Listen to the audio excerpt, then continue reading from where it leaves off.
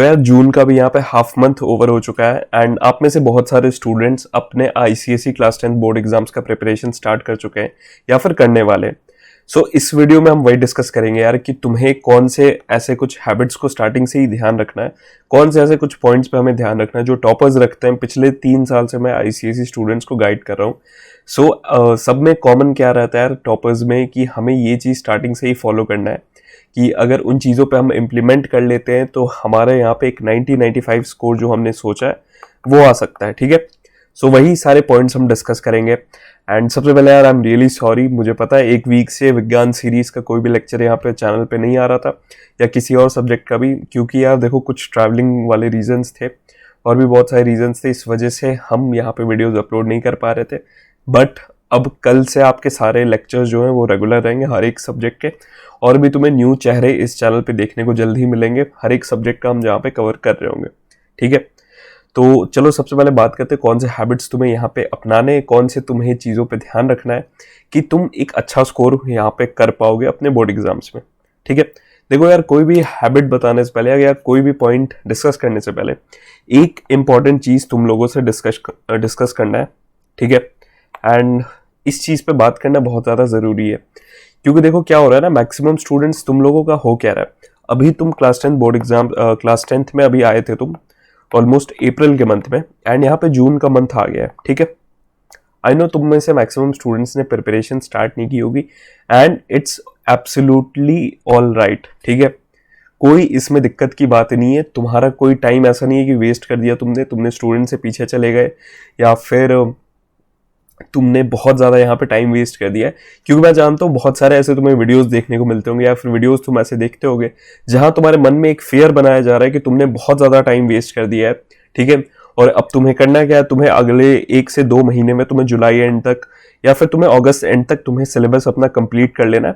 I know इस तरीके का गाइडेंस तुम्हें बहुत ज़्यादा मिल रहा हो, मे बी सीनियर्स से भी मिल रहा हो या फिर कोई यूट्यूबर से भी मिल रहा हो। ठीक है, बहुत सारे ऐसे तुम्हें गाइडेंस मिलेंगे, बट बिलीव मी इन चीज़ों पे तुम्हें ज़्यादा ध्यान नहीं देना है, क्योंकि देखो यार क्लास 10th मैं बता रहा हूँ तुम्हारे लाइफ टाइम का one of the best year रहने वाला है, तुम्हारे स्कूल लाइफ का बेस्ट क्लास रहने वाला है क्लास 10th। हमें यहाँ पे मेमोरीज भी बनानी है बट अच्छा एक स्कोर भी करना है। तो देखो जो पूरा जो हमारा सिलेबस रहता है ना, वो एक करिकुलम ने काउंसिल ने क्यों डिसाइड किया कि 1 साल का हमें रखना है। अगर हमें 1 से 2 महीने में ही सिलेबस यहाँ पे कंप्लीट करना होता तो ऑब्वियसली यार सेमेस्टर वाइज रख देते, जैसे कि तुम्हारे कॉलेजेस में रहता है। बट एक वास्ट सिलेबस है यहाँ पे। ठीक है, बहुत ज़्यादा सब्जेक्ट्स यहाँ पे 10 सब्जेक्ट्स है, इतने सारे सिलेबस हैं, इस वजह से 1 साल का रखा जाता है। ठीक है, तो हमें ज्यादा पीछे नहीं भागना है कि जुलाई, मैं बहुत सारे कमेंट्स में देख रहा था कि भैया जुलाई एंड तक कंप्लीट कर देंगे फिर इतने साल के प्रीवियस ईयर क्वेश्चन बनाएंगे। मैं बता रहा हूँ ये मिस गाइडेंस है, प्रॉपरली मिस गाइडेंस है।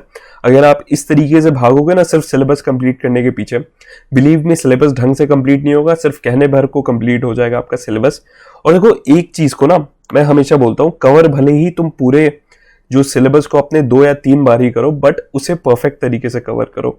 कोई अगर बोल रहा है कि तुम्हें 10-15 बार रिवीजन करना है, 15 से 20 बार रिवाइज करना है, पहली बात ये कोई एंट्रेंस एग्जाम नहीं है, तुम्हारे नॉर्मल बोर्ड एग्जाम्स है, क्लास 10th के बोर्ड एग्जाम्स, कोई बड़ी चीज नहीं है। हमेशा मैं बोलता हूँ तुम्हें एक सिंपल पाथ को फॉलो करना है, कंसिस्टेंटली डेली पढ़ना है। ठीक है, सिंपल सी चीज है। हमें यहाँ पे थोड़े थोड़े टारगेट यहाँ पे सेट करने, और अगर आप अपने अगस्त सितंबर, ठीक है सितंबर एंड तक हो गया या फिर तुम्हारे अक्टूबर एंड तक हो गया, तुम अपना सिलेबस कंप्लीट करते हो, ये कंप्लीटली फाइन है, यही कंप्लीट सही तरीका है। किसी भी मैं टॉपर से पूछता हूँ, पिछले 3 साल में मैंने देखा है कोई भी ऐसा स्टूडेंट नहीं रहता है कि जुलाई में ही कंप्लीट कर लिया एंड फिर वो लगातार रिवाइज करे। रेयरली कोई हो सकता है, बट एज सच कोई केसेस नहीं रहते हैं। ठीक है, तो हमें कुछ एक जो तुम्हारे अचीवेबल टारगेट है वो सेट करना है कि हाँ क्या प्रॉपर्ली मैं इस टाइम तक कंप्लीट कर पाऊंगा। हमेशा मैं बोलता हूँ कि 5 पैरामीटर्स में हमें सिलेबस को कंप्लीट करना है। वो कौन से 5 पैरामीटर्स है वो हमने सिलेबस ट्रैकर में बात किया था कि कोई भी अगर हम चैप्टर कंप्लीट कर रहे हैं, ठीक है, कोई भी अगर हम चैप्टर कंप्लीट कर रहे हैं तो वहां पे सबसे पहले हमें क्या बनाने हैं, उनके नोट्स बनाने हैं। नोट्स किस तरीके के, खास करके 1 पेज नोट्स, क्योंकि रिवीजन के टाइम वही सबसे ज्यादा तुम्हें वहां पे हेल्प करेंगे। ठीक है, फिर रिवीजन 1 पेज नोट्स हो गए, फिर तुम्हें क्या करना है, फिर उसके प्रीवियस ईयर क्वेश्चंस करने हैं। फिर प्रीवियस ईयर क्वेश्चंस में 10 साल के यहाँ पे प्रीवियस ईयर क्वेश्चंस कर लोगे, फिर तुम्हें रिवीजन उसका करना है रेगुलरली। ठीक है, उसका तुम्हें टेस्ट देना है। तो ये कुछ कुछ पैरामीटर्स थे जो तुम्हें फॉलो करोगे, अगर अच्छे से करोगे तो एक चैप्टर तुम्हारा बढ़िया तरीके से यहाँ पे कंप्लीट होगा। अब तुम यहाँ पे टारगेट लेके चल रहे हो कि एक दिन में मुझे 2 चैप्टर्स कंप्लीट करने, 3 चैप्टर्स कंप्लीट करने को तुम ऑब्वियसली कर सकते हो, बट क्या वो चैप्टर्स परफेक्टली तुम्हारे कंप्लीट होंगे? ठीक है, यहाँ पे मैंने क्रोमोसोम्स मान लो जल्दी जल्दी में पढ़ लिया सिलेबस कंप्लीट करने के चक्कर में। सिर्फ तुम एक सेम टॉपिक को कितनी बार ही पढ़ोगे? ठीक है, तुम्हारे यहाँ पे फर्स्ट वर्ल्ड वॉर है जैसे हिस्ट्री का, तुम इन जैसे चैप्टर्स को तुम कितनी बार रिवाइज कर पाओगे? तुम खुद से सोचो, क्या तुम इसी सेम चीज को 10 से 15 बार पढ़ पाओगे? ऑब्वियसली नहीं यार। तो ये कोई लॉजिक बनता नहीं है कि अगर कोई तुम्हें बोलता है कि 10 से 15 बार हम रिवाइज करते रहेंगे और जुलाई एंड तक यहाँ पे तुम्हारा सिलेबस कंप्लीट कर लेंगे। ठीक है, हर एक चीज, हर एक इंस्टीट्यूशन अगर एक प्रॉपर करिकुलम फॉलो कर रहा है तो ऑब्वियसली कुछ सोच के ही फॉलो किया जाता है।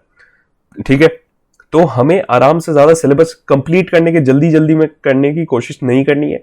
एक नॉर्मल पेस से कंसिस्टेंटली पढ़ के हमें यहाँ पे सिलेबस कंप्लीट करना है, परफेक्टली करना है कि एक अगर कोई चैप्टर से कोई भी कॉन्सेप्ट अगर कोई भी तुमसे पूछता है, कैसा भी तुम्हारे पास अगर क्वेश्चन आता है, तुम वहां पे सॉल्व कर पाओगे। ठीक है, तो इन चीजों पे तुम्हें ध्यान देना है। और फिर अब बात करते हैं कौन से ऐसे हैबिट्स हैं जो तुम्हें इस पूरे प्रिपरेशन जर्नी में ध्यान रखना है कि जिस वजह से तुम्हारा एक यहाँ पे अच्छा स्कोर आ पाएगा, और कहीं ना कहीं अगर तुम्हारे मार्क्स कहीं पे डिडक्ट होते हैं तो उस वजह से वो भी हम यहाँ पे सुधार कर लेंगे। ठीक है, तो सबसे पहली चीज लिखने की प्रैक्टिस करो। अब लिखने से मेरा क्या मतलब है, जब भी जैसे फॉर एग्जाम्पल तुम पढ़ते हो, कोई भी तुम लेक्चर देख रहे हो, आजकल वन शॉट्स ही देखते हो। ठीक है, कोई भी वन शॉट लेक्चर्स देख रहे हो या फिर हमारे कंप्यूटर एप्लीकेशंस के फॉर एग्जांपल तुम लेक्चर्स देख रहे हो, तो उसे एज अ मूवी मत देखो यार। वो एंटरटेनमेंट के लिए तुम्हारे लिए लेक्चर नहीं रहता है। तुम जैसे जैसे तुम लेक्चर देख रहे होते हो, साथ में तुम्हारे रफ नोट्स बनते रहने चाहिए। ठीक है, अब फॉर एग्जांपल रफ नोट्स मेरा क्या मतलब हुआ, तुम फ्लो चार्ट्स यूज कर सकते हो। जैसे अगर तुम्हें कोई यूनियन लेजिस्लेचर का तुम अगर लेक्चर देख रहे हो तो उसके कौन कौन से कॉम्पोजिशन होते हैं, उनके एलिजिबिलिटी क्या होते हैं, इस टाइप से अगर तुम शॉर्ट में ही अगर फ्लो चार्ट्स निमोनिक्स बना लोगे तो वो बहुत ज्यादा हेल्प करेगा लॉन्ग टर्म में तुम्हें याद रखने के लिए। ठीक है, क्योंकि देखो अगर सिर्फ देखोगे और लिखोगे अगर, तो लॉन्ग टर्म में तुम्हारा लिखा हुआ ज्यादा दिन तक याद रहेगा ऑब्वियसली। ठीक है, तो हमें इन चीजों पे ज्यादा ध्यान देना है। राइटिंग की हैबिट हमें खास करके इंग्लिश जैसे सब्जेक्ट्स हो गए, तुम्हें पता होगा अगर प्रॉपर आंसर्स तुम फॉर्म नहीं कर पा रहे हो, अगर इंग्लिश लिटरेचर में तुम कीवर्ड्स नहीं इंक्लूड कर पा रहे हो, तो तुम्हारे यहाँ पे मार्क्स अच्छे नहीं मिलेंगे। और ये चीज हैबिट तुम्हें कहां से आएगी? ऑब्वियसली लिखने से आएगी। अभी से तुम अगर लिखने की प्रैक्टिस करोगे, इंग्लिश लैंग्वेज में अगर एसेज लिखने की प्रैक्टिस करोगे, तो धीरे धीरे तुम देखोगे डे बाई डे तुम्हारी चीजें यहाँ पे इंप्रूव हो रही होंगी। तो हमें यहाँ पे कोई भी चीज है लिखने की हमें हमेशा प्रैक्टिस करनी है। प्रीवियस ईयर क्वेश्चंस भी अगर सॉल्व करो तो कोशिश करो कि उसी टाइप में बोर्ड सेंट्रिक फॉर्मेट जो भी तुम्हारा रहता है उस टाइप के आंसर्स तुम वहां पे लिखो, जिस वजह से तुम्हारे अच्छे मार्क्स आ पाएंगे। ठीक है, अब नेक्स्ट देखते हैं don't make a time table. अब टाइम टेबल से मेरा क्या मतलब, ऐसे जैसे हमने बताया कि अनअचीवेबल टाइम टेबल मत बनाओ कि हाँ जैसे इतने बजे मैं उठूंगा फिर ये सारे चैप्टर्स कवर करूंगा, ये टोटली बेकार चीज होता है। हमें यहाँ पे वीकली टारगेट सेट करने हैं कि इस वीक हमें, और वीकली में भी अचीवेबल, ठीक है, जो तुम्हें लगता है कि हाँ तुम एक्चुअल में कवर कर सकते हो वही चीजें हमें यहाँ पे करनी है। ठीक है, जैसे फॉर एग्जाम्पल किसी भी वीक का हमने सेट कर लिया कि हमें यहाँ पे क्रोमोसोम्स का लेक्चर देखना है। ठीक है, फिर पिछले वीक हमने 4th चैप्टर पढ़ा था तो उसका हम PYQs यहाँ पे सॉल्व करेंगे। ठीक है, फिर हिस्ट्री का कोई चैप्टर पढ़े हुए बहुत दिन हो गया तो उसे हम रिवाइज करेंगे, या फिर कोई यहाँ पे हम टेस्ट देंगे। ठीक है, तो इस टाइप से तुम्हें एक प्रॉपर वीकली टारगेट सेट करना होगा कि इस वीक मेरे क्या टारगेट्स होने वाले, एंड उसे हमें अचीव करना होगा। अगर इस तरीके से पढ़ते जाओगे तो ऑब्वियसली बहुत ज्यादा ऑर्गेनाइज्ड रहोगे। और हमेशा मैं बोलता हूँ सिलेबस ट्रैकर यूज करो, अपने सिलेबस को ट्रैक करो टाइम पे। सिलेबस ट्रैकर का लिंक तुम्हें डिस्क्रिप्शन में मिल जाएगा, वहां से जाकर डाउनलोड कर सकते हो और फिर अपने सिलेबस को तुम ट्रैक कर सकते हो। ठीक है, तो इस तरीके से हमें एक प्रॉपर वीकली टारगेट सेट करके पढ़ते जाना है और बहुत ज्यादा हमारे लिए वो यूजफुल होगा। ठीक है, नेक्स्ट चीज, प्लीज हमेशा कॉन्सेप्ट पे ध्यान दो, यहाँ पे रेक्टिफिकेशन पे हमें ध्यान नहीं देना है। खास करके अगर तुम देख रहे हो पिछले 2-3 सालों से, ठीक है, काउंसिल जो है वो कॉम्पिटेंसी बेस्ड क्वेश्चंस पे बहुत ज्यादा ध्यान दे रहा है। ठीक है, यहाँ पे तुम्हारे अंडरस्टैंडिंग को चेक करता है। जैसे कंप्यूटर एप्लीकेशंस में तुम बहुत सारी चेंजेस देखोगे, अब थ्योरेटिकल क्वेश्चंस तुमसे नहीं पूछे जाते हैं, तुमसे पूछा जाता है कि किस तरीके से तुम कोई भी कोड कैसे इंप्लीमेंट कर सकते हो, उसका एरर फाइंड करो। बेसिकली काउंसिल चेक करता है कि तुम्हारा अंडरस्टैंडिंग कितना अच्छा है जावा में। ठीक है, एंड इसी रिलेटेड देखो कॉम्पिटेंसी बेस्ड क्वेश्चंस में अगर तुम्हें दिक्कत होता है तो हमने कंप्यूटर एप्लीकेशंस के लिए लॉन्च किया था एब्सोल्यूट सीरीज, ठीक है, जहां पे बहुत स्टूडेंट्स ऑलरेडी इस बुक को यूज कर रहे हैं एंड इसमें तुम्हें डिटेल थ्योरी नोट्स और फिर इंपॉर्टेंट क्वेश्चन बैंक हर एक चीज तुम्हें यहाँ पे मिल जाएगा। एंड ये बाकी सब्जेक्ट्स के लिए भी बहुत जल्द आने वाला है, तो इसका लिंक तुम्हें डिस्क्रिप्शन में मिल जाएगा, ठीक है। तो हमने क्या बोला, यहाँ पे हमें कॉन्सेप्ट पे ध्यान देना। अब कोई भी जैसे फिजिक्स का तुम्हारा थ्योरी है, ठीक है, फिजिक्स का कोई भी थ्योरी है, उस पे बेस्ड कैसे तुम न्यूमेरिकल सॉल्व कर सकते हो, कैसे उस चीज का कोई उसके पीछे का कॉन्सेप्ट क्या होता है, ठीक है। कोई भी तुम प्रोग्राम कर रहे हो, जैसे फॉर एग्जांपल तुम पैलिंड्रोम नंबर का प्रोग्राम कर रहे हो, तुम्हारे स्कूल्स में क्या होता है, कुछ सेलेक्टेड प्रोग्राम्स तुम्हें दे दिए जाएंगे, हाफ ईयरलीज में भी तुम्हारे वही आते हैं और तुम्हें लगता है कि मेरा कंप्यूटर एप्लीकेशन क्लियर है, बट एक्चुअल में तुम्हारा कॉन्सेप्ट क्लियर होता ही नहीं है कि किस तरीके से कोड लिखते हैं। अगर वो चीज कॉन्सेप्ट तुम क्लियर कर लो, इजीली तुम कोई सा भी प्रोग्राम सॉल्व कर सकते हो।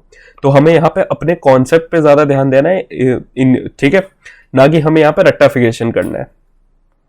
नेक्स्ट जो मैंने बोला हमेशा रेगुलर टेस्ट देते रहो, क्योंकि नो मैटर तुम कितनी बार पढ़ लो, अगर तुम रेगुलरली उस चीज को रिवाइज नहीं करोगे, टेस्ट नहीं दोगे, तो चीजों को भूलोगे, क्योंकि बहुत बड़ा सिलेबस तुम्हारा है, सीबीएसई में नहीं हो तुम, बहुत ज्यादा सिलेबस है तुम्हारा, तो हमें क्विकली रिवाइज करना है।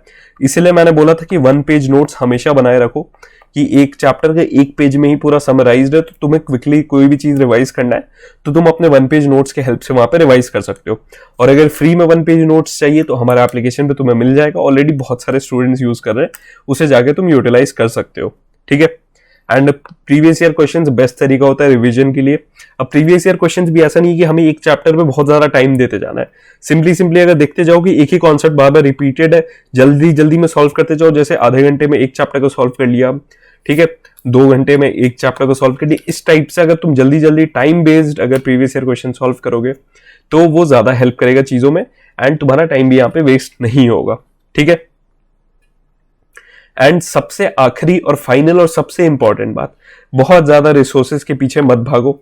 आजकल इंटरनेट पे हजारों रिसोर्सेज भरे पड़े हैं, एंड सिर्फ मटेरियल्स ही नहीं बोल रहा मैं, नोट्स ही नहीं बोल रहा, एजुकेटर्स भी, टीचर्स भी, हर एक टाइप से बहुत ज्यादा भरे पड़े हैं।